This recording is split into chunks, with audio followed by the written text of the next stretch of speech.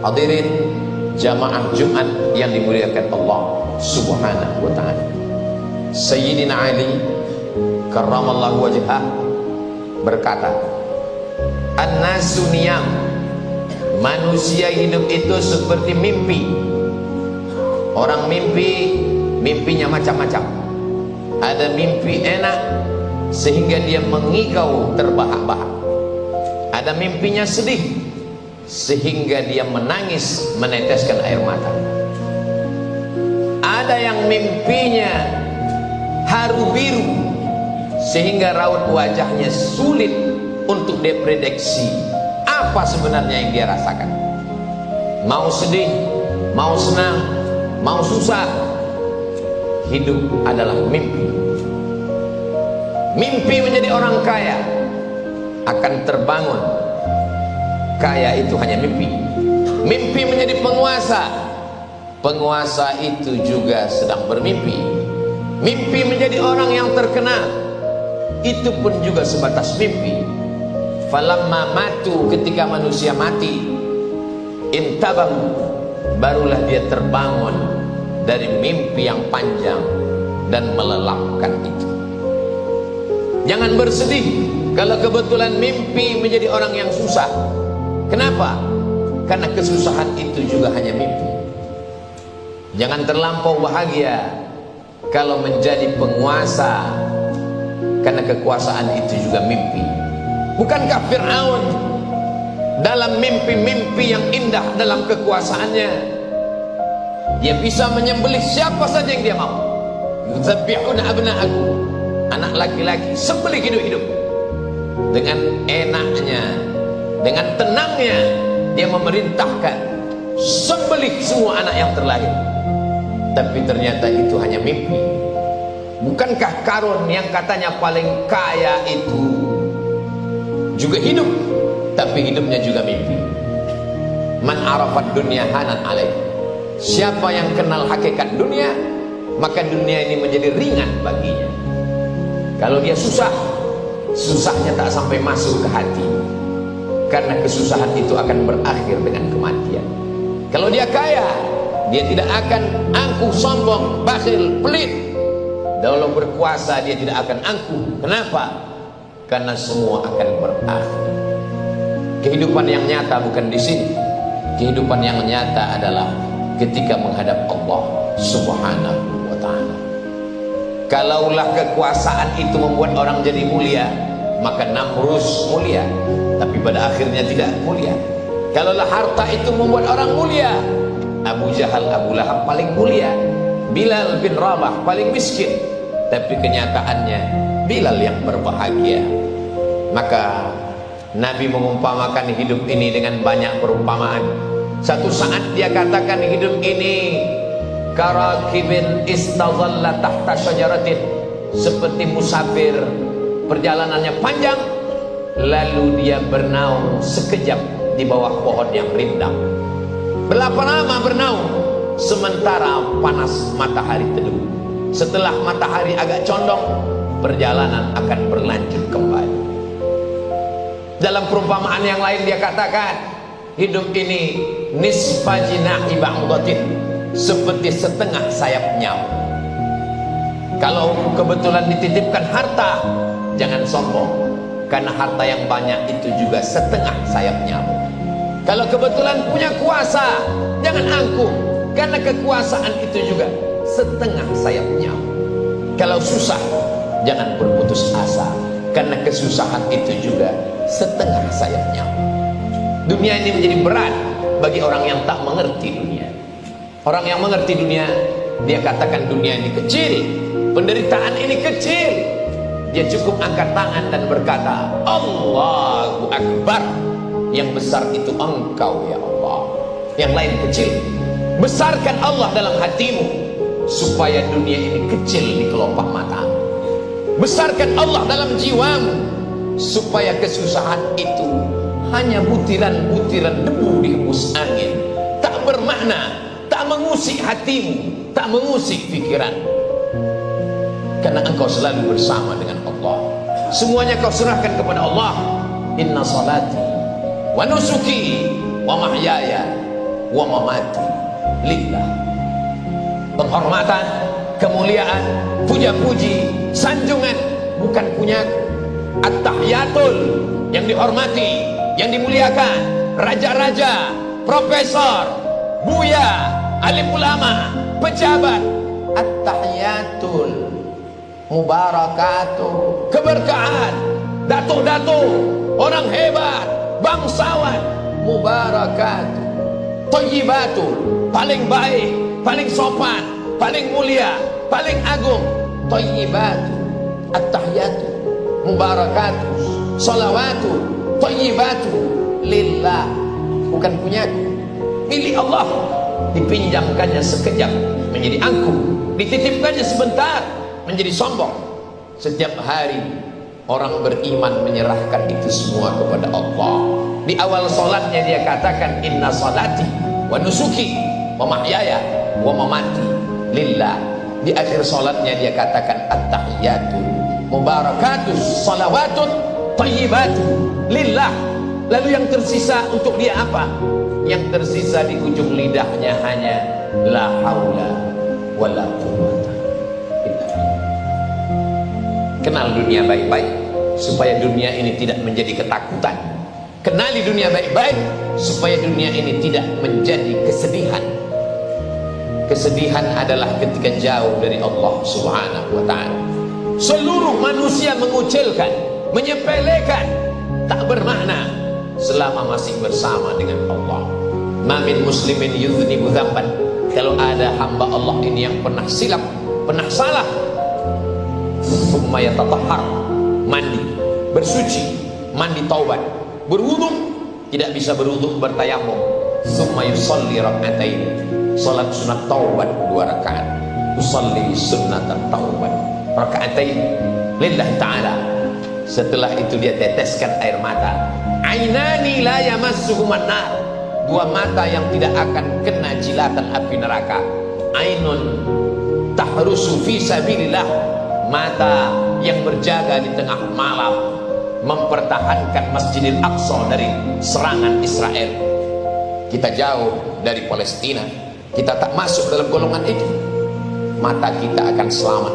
Ainun bakat min khasyatillah, mata yang menangis karena takut kepada Allah. Kalau ada orang berdosa lalu dengan dosanya dia menyesal, dia merasa dia bukan apa-apa dan bukan siapa-siapa, itulah orang paling mulia. Bukan kata khatib, tapi kata Allah dalam Al-Quran, inna akramakum indallah, yang paling mulia atqakum, orang yang paling takut kepada Allah Subhanahu wa ta'ala. Saking takutnya menetes air matanya, menyesal dalam hatinya. Setelah itu dia angkat kedua tangannya, Allahu Akbar, dosaku ini besar ya Allah, tapi engkau maha besar. Dosaku sebanyak buih di laut, sebanyak pasir di pantai. Fa innaka ghafirudz dzambil azim, tapi aku yakin engkau maha pengampun segala dosa. Setiap manusia ada kerjanya, setiap makhluk ada perbuatannya. Apa perbuatan Allah? Tu'izzu man tasha wa tuzillu man tasha. Siapa yang mau kau angkat setinggi-tingginya, siapa yang mau kau jatuhkan serendah-rendah. Betapa banyak manusia yang tinggi dijatuhkan Allah sejatuh-jatuhnya sampai tak dapat menatap tatapan manusia. Berapa banyak manusia yang dihinakan, dijatuhkan, direndahkan, disepelekan, tapi dia besar di hadapan Allah. Kenapa? Karena dia membesarkan Allah. Besarkan Allah. Jangan besar karena jabatanmu, jangan besar karena kuasamu, tapi kau besar karena Allah Subhanahu wa ta'ala. Kalau kau besar karena hartamu, hartamu hilang, kau kecil. Kalau kau besar karena kuasamu, kuasamu tak lama. Besarkanlah dirimu karena Allah yang membesarkan. Angkat kedua tangan. Semua manusia mengatakan kau hina, kau tak hina, kau mulia di hadapan Allah. Katakan Allah Akbar. Tempelkan yang paling mulia di tubuh, keningmu kau tempelkan ke lantai. Kau katakan Subhana Rabbiyal A'la, engkau maha tinggi ya Allah, engkau yang maha suci ya Allah, aku tak ada apa-apanya. Ketika itu kau katakan, di saat itulah Allah akan mengangkatmu ke tempat yang paling mulia. Bukankah Nabi Yusuf meminta, as-sijnu ahabbu ilayya mimma yad'unani ilaih, aku lebih baik masuk ke sana, tempat yang terasing, supaya tidak diminta oleh manusia. Bukankah para ulama juga terasing? Tapi mereka terasing karena Allah ingin membuat hati mereka lebih bersih, supaya merasakan berdua-duaan dengan Allah Subhanahu wa ta'ala. Dunia ini terlalu ramai dengan hiruk pikuk, kepalsuan, kebohongan, kedustaan. Ada saja cara Allah supaya kita menemukan titik balik. Allah sayang kepada makhluknya. Dia buat manusia itu merasakan sesuatu, sehingga akhirnya menemukan titik, dan akhirnya dia bertaubat kepada Allah Subhanahu wa ta'ala. Wallahi demi Allah, inilah astaghfiru ila rabbi, aku beristighfar kepada Allah, wa atubu ilaih, aku bertaubat kepada Allah, mi'ata marrah, 100 kali sehari semalam. Astaghfirullahaladzim alladzi la ilaha illa huwal hayyul qayyum wa atubu ilaih. Astaghfirullahaladzim alladzi la ilaha illa huwal hayyul qayyum wa atubu ilaih. Sedangkan Nabi Adam alaihi salam bersilap dan bersalah. Dia berkata, Rabbana zalamna anfusana wa illam taghfir lana wa tarhamna lanakunanna minal khasirin. Sedangkan Nabi Yunus alaihi salam tersilap dan tersalah. Tapi pada akhirnya ketika berada dalam 3 kegelapan, gelap perut ikan, gelap malam, gelap lautan, berada di dalam perut ikan, di tengah malam gelap gulita, di dalam lautan, apa kata Nabi Yunus? La ilaha illa anta subhanaka inni kuntu minal zalimin. Tidak ada tempat berserah, tidak ada tempat memohon, tak ada tempat meminta, kecuali hanya kepada Allah Subhanahu wa ta'ala. Berharap kepada kawan, kawan berubah menjadi lawan. Berharap kepada teman, hari ini teman tertawa, ketika menangis dia jauh. Berharap kepada harta, harta akan binasa. Satu-satunya yang tidak mengecewakan harapan hanya Engkau ya Allah. Ilahi anta maksudi, Engkau yang kumaksud, wa ridhaka matlubi, ridhamu yang kucari. Ada saja cara Allah supaya hamba itu meninggalkan kesibukan dunia, supaya berdua-duaan, bermesra-mesraan, selalu memikirkan Allah Subhanahu wa ta'ala. Tasbih bersama dengan Allah, subhanallah walhamdulillah wa la ilaha illallah wallahu akbar. Tahmid bersama dengan Allah, alhamdulillah alhamdulillah alhamdulillah, la haula wa la quwata illa billah, bersama dengan Allah. Tapi di antara semua kalimat yang paling afdal kata Nabi Muhammad sallallahu alaihi wasallam, afdal dzikri seafdal dzikir la ilaha illallah. Kapan dia diucapkan? Alladzina yadhkurunallaha qiyaman, ketika tegak, wa qu'udan, ketika duduk, wa 'ala junubihim, ketika berbaring. Kalau ada tuan mursyid, tuan khalifah, tuan guru mengatakan berzikirlah 100, berzikirlah 1000, itu hanya sekedar proses pembelajaran. Silakan berzikir 100, tambah lagi 200, tambah 1000. Tapi puncaknya sampai tak luput hati kecuali mengingat Allah, Allah, Allah, Allah, Allah, Allah, Allah, Allah. Sehingga tak lagi memperdulikan tatapan manusia, tak lagi memperdulikan pujian manusia yang hanya hampa. Ketika dia senang dia puji, ketika tidak senang dia benci. Bersandarkah kita pada perasaan manusia? Ketika kita kaya dia suka, ketika tak ada dia hina. Masih percayakah kita pada manusia? Tak ada manusia yang dapat dipercaya illa man rahimah rabbuh, kecuali orang-orang yang disayangi oleh Allah Subhanahu wa ta'ala. Manusia tak pernah kecewa dengan tatapan manusia, karena dia sama-sama manusia. Yang penting adalah pandangan Allah Subhanahu wa ta'ala.